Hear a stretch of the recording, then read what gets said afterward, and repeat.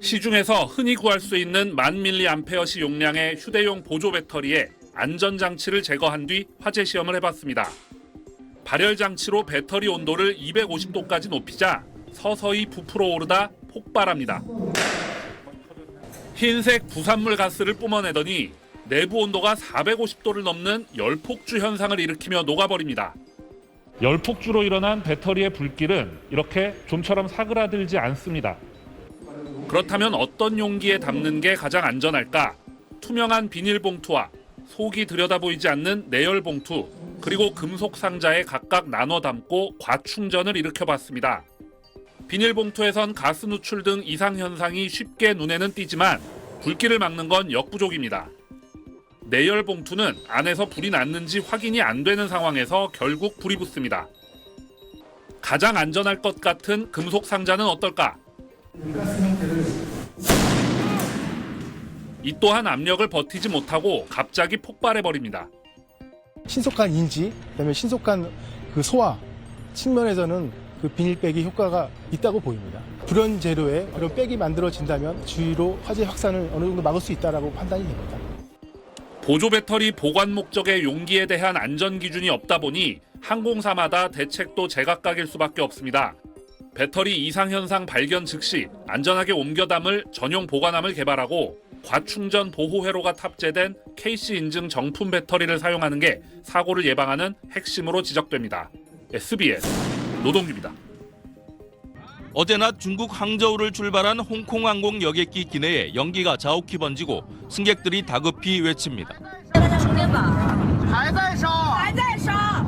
놀란 승무원과 승객들이 연기가 나는 선반 안으로 생수를 연달아 들이붓습니다. 여객기가 이륙한 뒤 갑자기 선반에서 폭발음이 들리며 연기와 불길이 번졌습니다.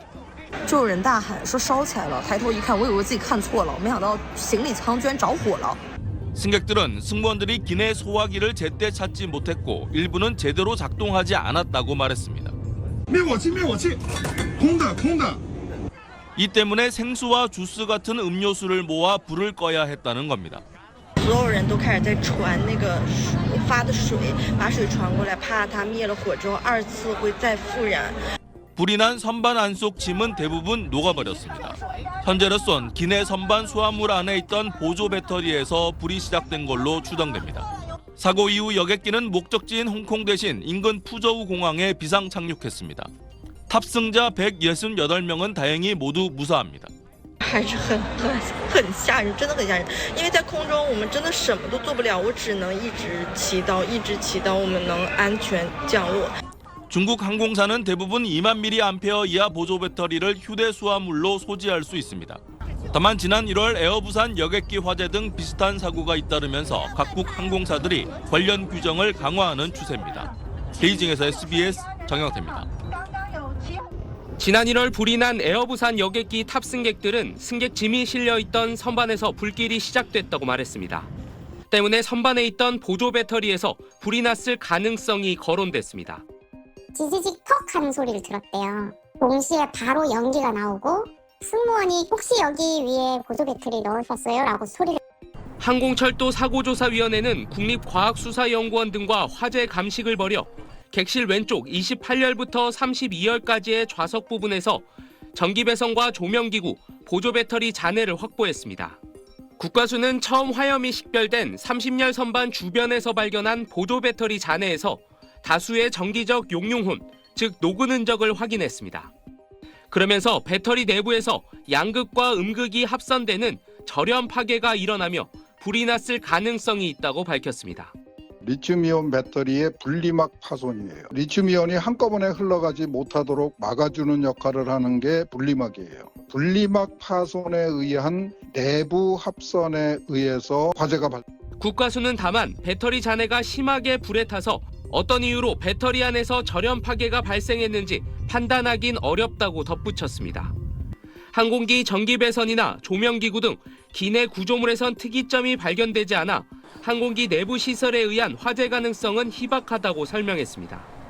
항철이는 보조 배터리에 의한 화재 가능성에 무게를 두고 계속 조사를 수행하면서 필요한 경우 항공사 등의 안전공고 조치를 내릴 방침입니다. SBS 엄민재입니다. 지난 1월 28일 화재가 발생한 에어부산 여객기입니다. 유력한 화재 원인으로 보조 배터리가 꼽히는 가운데 부산 소방본부는 상황에 따른 열폭주 실험을 진행했습니다. 발열 상황을 가정해 온도를 높이자 배터리가 점점 부풀기 시작합니다. 260도, 270. 뚜껑이 떨어져 나간 배터리는 연기를 내뿜더니 이윽고 폭발합니다. 이번엔 배터리 충격 실험. 프레스기로 보조 배터리를 누르자 연기가 나올 새도 없이 불이 뿜어져 나옵니다. 다양한 형태의 보조 배터리입니다. 하지만 열폭주가 일어나면 보시는 것처럼 형체를 알아보기 힘들 정도로 단 몇 초 만에 검게 불타버립니다. 국토교통부는 지난 1일 기내 반입 보조 배터리를 비닐봉투나 파우치에 넣어 좌석 위 선반이 아닌 곳에 보관하도록 했습니다. 하지만 소방 실험 결과 시중에 판매되는 방화팩은 별도의 인증 기준이 없어 효과가 없었습니다. 이에 소방은 방화복으로 만든 방화팩을 대안으로 선보이기도 했습니다. 승객분들은 비행 중에 비닐팩에 넣어서 이제 여행을 하시다가도 팽창 현상이 발생하게 되면은 곧바로 승무원에게 통보를 하시고, 승무원들은 가능하면은 물통을 준비해 가지고 이 배터리를 담궈서. 국토부의 새 지침도 재검토가 필요해 보인다는 지적. 하지만 가장 확실한 방안은 뭐니 해도 각 승객의 철저한 안전 매뉴얼 숙지입니다. KNN 하인광입니다.